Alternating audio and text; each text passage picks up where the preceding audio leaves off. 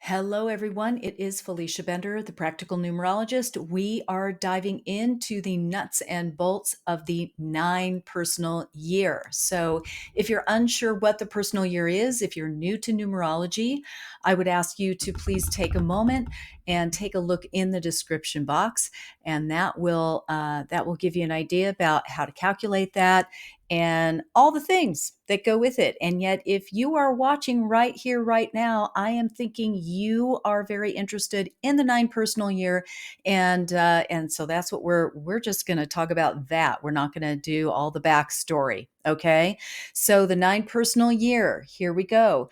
In numerology, we believe we go through 9 year cycles. It's called a personal year cycle, right? And so the 9 personal year, guess what? 1 through 9, right? And then we wrap back around with some new beginnings. And yet the 9 is the end of a cycle. It is very significant in someone's life. It is going to be full of transitions, transformations, things that feel a little bit more weighty, things that have more importance in terms of your personal evolution in life. So the 9 personal year is all about wrapping things up. It's about letting go, and it's about making room for the new. Okay. And I always like to formulate a question basically that comes into play that kind of knocks from your internal door. Personally, it's a question that might pop up for you during the 9 personal year. I always think it's the universe always asking you that question, and then that question gets asked by you, if that makes sense. Little, I don't know, little baby Yoda right there, but it came out that way. So, with that said, though, it's really all about the question is, how can I let go of everything? And I mean everything that I no longer need in order to make room for positive changes in my life. And the goal here is to allow things to fall away in order to step into a new and exciting phase in your life. All right. And yet, the way I would describe this is that last year, your 8 personal year was the beginning of this 3 year transition cycle that is marked by the 8, the 9, and then back into the 1. All right. Last year was all about doing it, making things happen. It was really intense around your money, finances, about personal power and empowerment. It was about, again, just really, in some ways, assertively making things happen, follow up on the follow up, not taking no for an answer, that sort of thing. Then you get into this year, the 9 personal year, which is really all about flow. It's all about the tide is now out rather than in. It's, if we use the metaphor of last year you were paddling, paddling, paddling, paddling like a mad person in the canoe to get you where you needed to be and where you were going and on the right track. And now it's time to put those paddles in the canoe and, I don't know, lean back for a moment, look up, enjoy the scenery, and just allow the current to take you where you need to go. You already are pointed towards your destination. And so now it's not a matter of forcing anything to happen. It's allowing things to be released, to make an exit from your life. All right. So this is the end of a 9 year cycle, and it is about transition and transformation. And in the most positive, bring it on. We've got it laid out here with the bring it on category, and then the what to watch out for category. So in the bring it on category, it really is about assessment. It's kind of, if you're astrologically inclined, it's rather like a retrograde period in some ways, because it's less about, it's when you try to make things happen, it just doesn't work, right? It just kind of falls apart.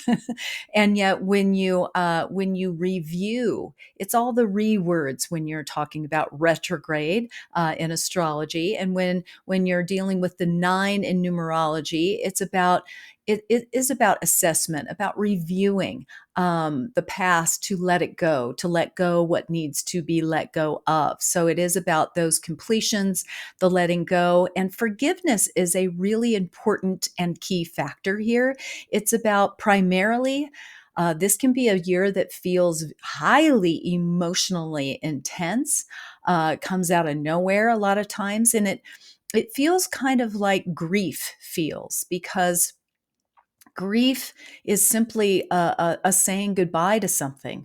It's just experiencing that loss, whether you loved it, hated it, whether whatever it was. It still needs to go through a process of being released.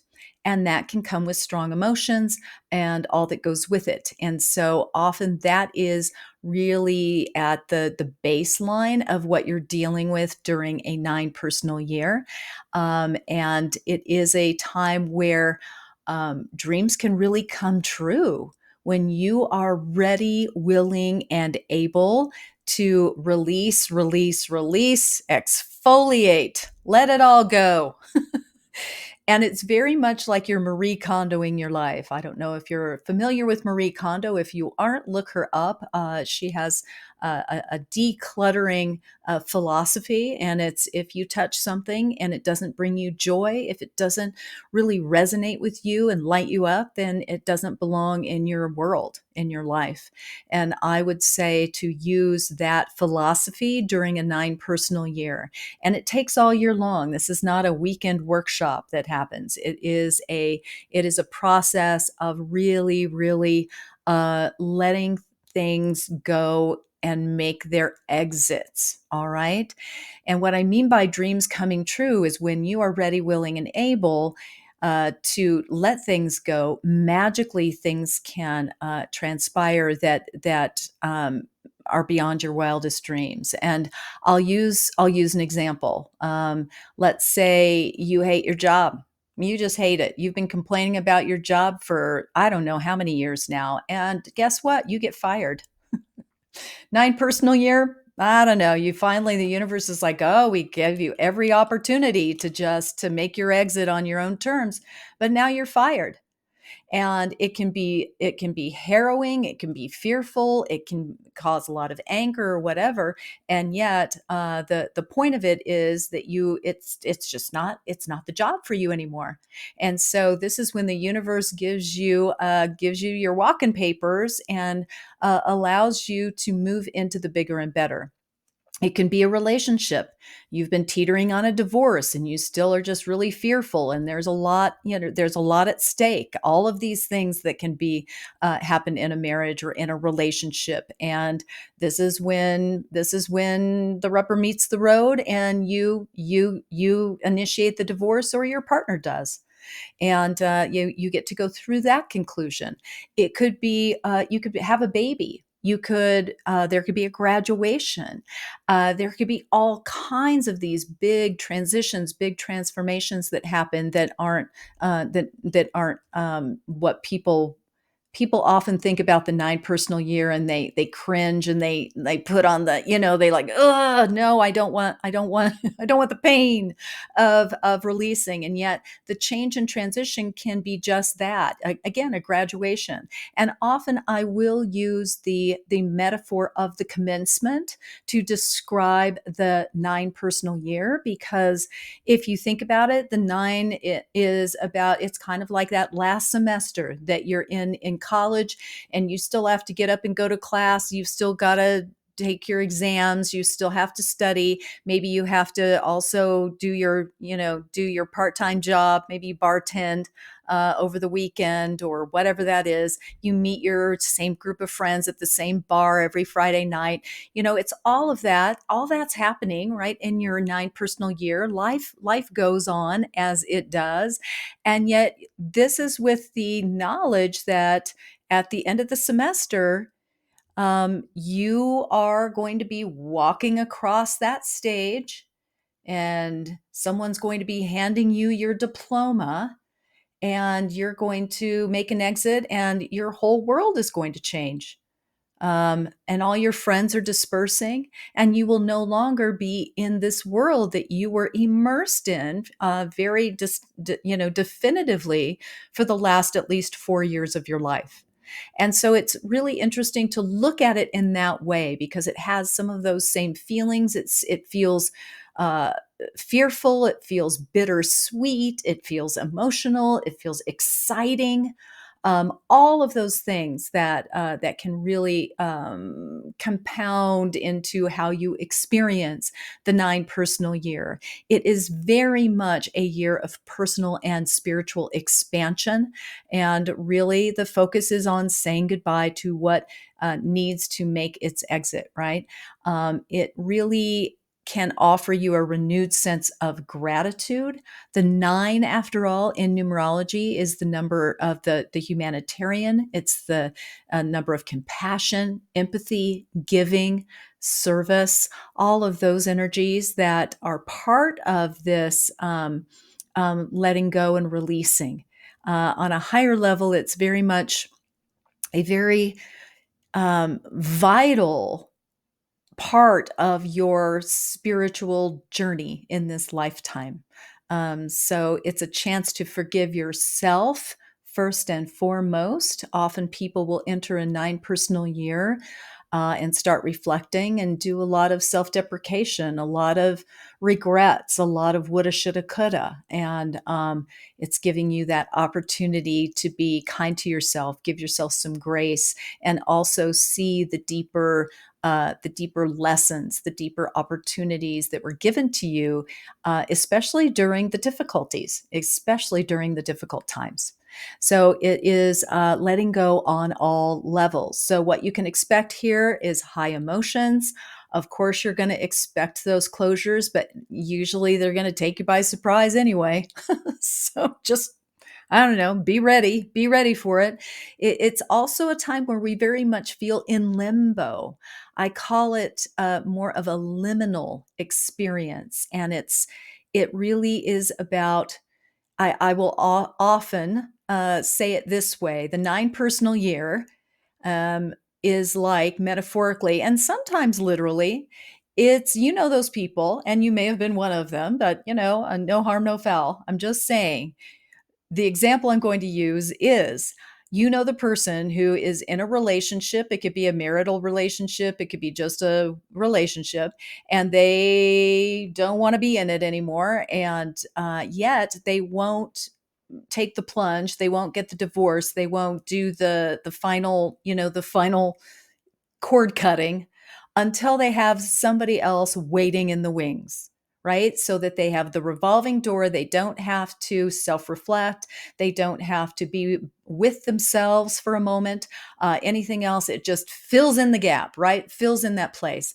And I know that I've known people like that. And what I'm going to say is that the nine personal year won't allow that to happen. And if it does happen, the repercussions will usually be much more painful than if you just hung out in that period of it's very disorienting. It's like something major is gone from your life and you don't know. It's our tendency as humans to want to fill in that space, right? Fill it in as much as we possibly can and as quickly as we possibly can. The nine personal year begs you and it forces you not to do it that way. It asks you to let it go and then allow yourself to be in the unknown. Allow yourself to flow. Allow yourself to trust that whatever is on the other side is coming towards you. You can't run toward it. It must come to you. All right. So there is a sense of loss. There is a fear of the unknown, which we all have. We all are somewhat what fearful, just fearful of what we don't know, and and what we can't explain. And so there are these life-changing events that are going to happen, and it's an opportunity for you to lean into that. It's an opportunity for you to really test how giving you are, how accepting you are, and how you can process this in the highest possible way. It really offers some openings for creative work. The nine is a very charismatic energy. So if you are a creator, you can be highly creative this year. It can be a really great time for international travel, for anything that gets you out of your own backyard, out of your own head, that gets you amongst other people. The nine is about understanding other people and looking at us all as connected, all as one. So it's about really redefining who you are and what your core values are. It's a really up close and personal in your grill review of that for you. It's also about emotional processing, very much so. And I'll leave you with this story, which is this is a dramatic example, and yet it's a true example nonetheless. And I was teaching a workshop, and we were talking about the personal years. A woman, I was asking who was in their nine. We were talking about all of them, and I said, "Who's in your nine?" And she raised her hand.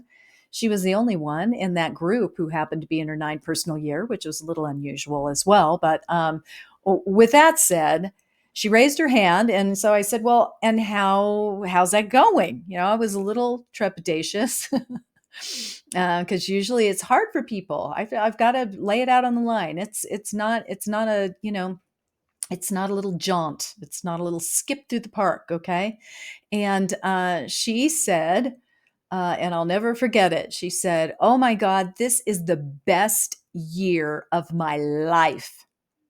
And I was like, wow, that's not an answer I've ever gotten in a workshop about a nine personal year. And so I said, well, please tell me more. She said, well, I got a divorce. I've been wanting to get a divorce for about 20 years, and I finally got a divorce, and the divorce is now final. My son just graduated college. He's got a job. He's settled into his new place, where new city that he's living. He's just super happy. Everything's great. So that's checked off the list. House got sold, everything else with the divorce. I quit my job that I've hated and felt and is stalemate at for years now. And I quit my job. I moved here where we were having the workshop, the city we were having the workshop. I moved here, and I have no idea what I'm doing, and I have no idea what's next. And I couldn't be more excited. I'm like, wow. That clicks all the boxes of everything that statistically everyone wants to avoid, and is the most traumatic, dramatic thing: divorce, moving. There was no death in the family, thank God, and yet those are the things that are really high on the stress list. And she was ready. She was in it, and she was just so excited. She said, "It's been hard." She said, "I've had a lot of tears. I've had ups and downs and all of that, but overall I just have this really mounting sense of what's next. What is next for me? And I know it's going to be good." So I am wishing you the best of your nine personal year, and always lean into what is next for me.